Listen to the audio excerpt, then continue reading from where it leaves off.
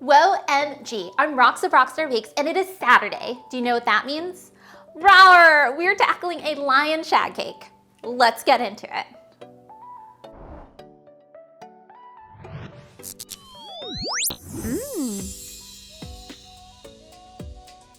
Here's the tool card. Take a screenshot or save it for reference. I find it's easier to start the project when preparing in this order.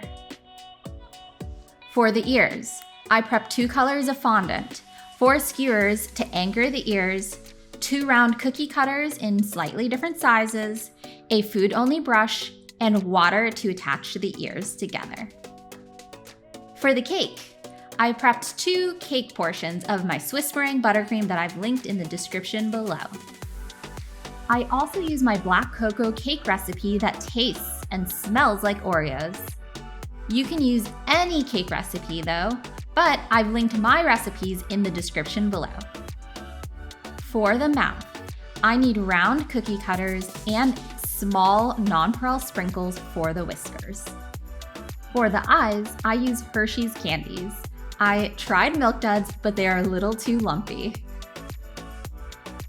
And a piping bag and grass tips in 2 sizes to make the shaggy hair.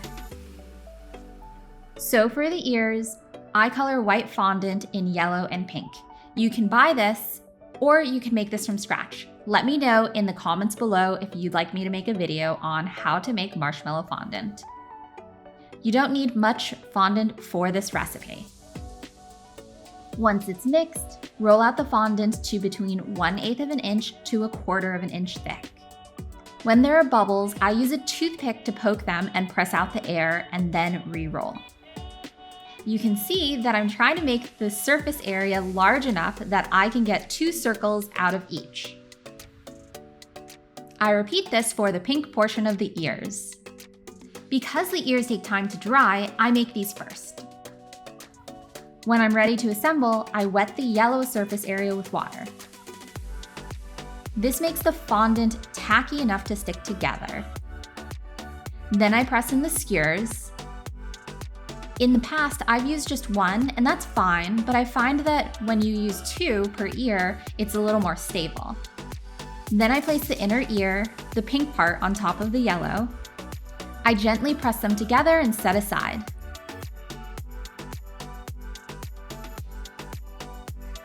Then, when I moved on to the nose, I made a template because it helps me to have a guide. Melt the candy melts in the microwave in 15-second increments, stirring in between, or leverage a candy melter. When melted, I then pipe the nose. I made different sizes because I wanted to choose whatever was the cutest. You can save the pieces that you don't use. If you have a second, hit that like or subscribe button so that I can share a baking or decorating video with you every week.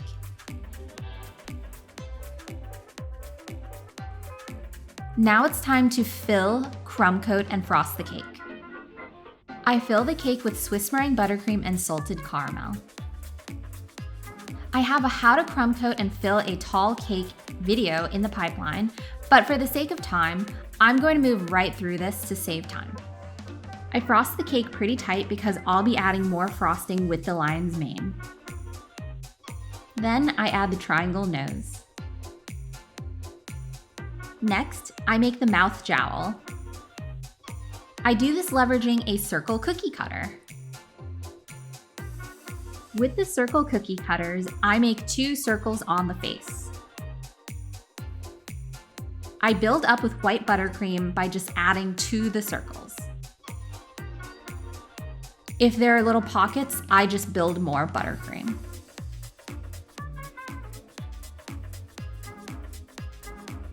Once I've built it into the desired shape, I smooth with an angled spatula.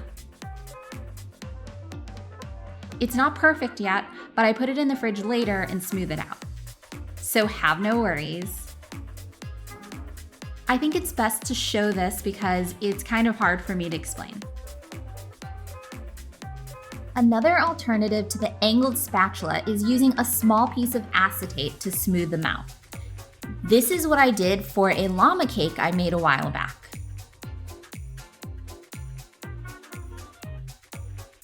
To ensure that I don't encroach on the face, I make a circle outline around the face. This part is essentially the same as making a shag cake or a shag carpet cake, but the fur is a lot longer. Now for the piping. Around the face, I press the buttercream tip to the cake and pull away. I pull in long strips. Because I want a shaggy lion, I keep pressure even on the piping bag, but when I'm pulling away, I move it slightly, ever so slightly side to side.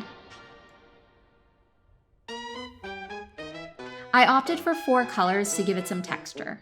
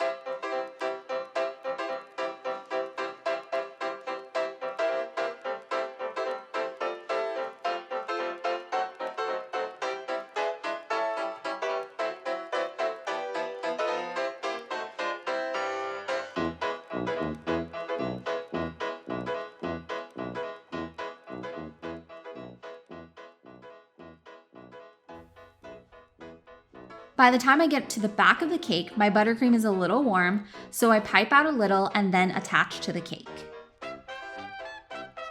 It's somewhat the reversal of what I was doing before.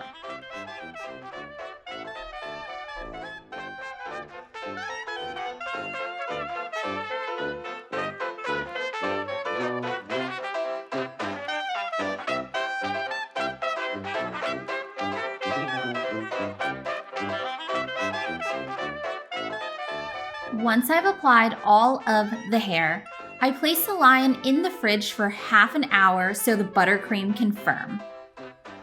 After that half an hour, this is when I touch up Leo's mouth jowl with an angled spatula.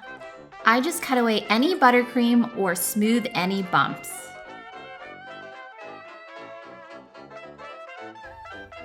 For me, it's ideal to give the ears a day to dry, but these were dried for about 3 hours before using. Once I've covered the cake, I add the semi-dry ears. Because I use a skewer and the cake is room temperature, they go in really easy. I try my best not to disturb any of the hair I've already piped.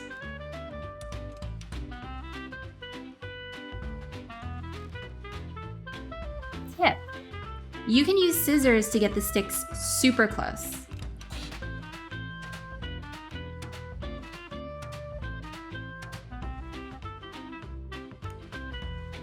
I take my time to try and find just the right angles for each of the ears for the optimum amount of cuteness.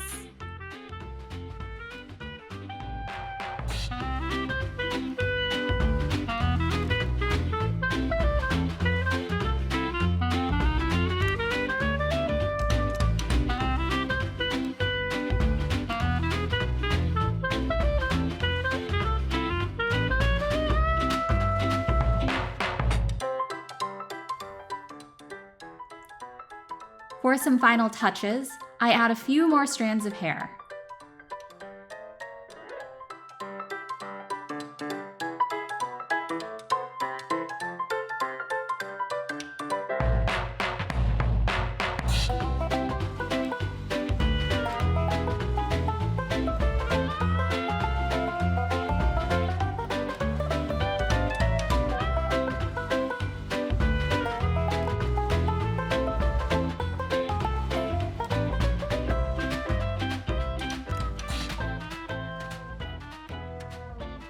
Then I add the eyeballs.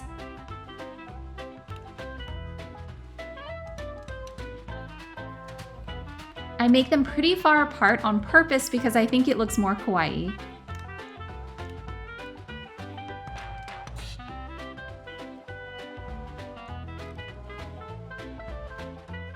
I think adding the little nonpareils gives whisker vibes, but feel free to color some spaghetti with black food coloring and add those if you want more true whisker look.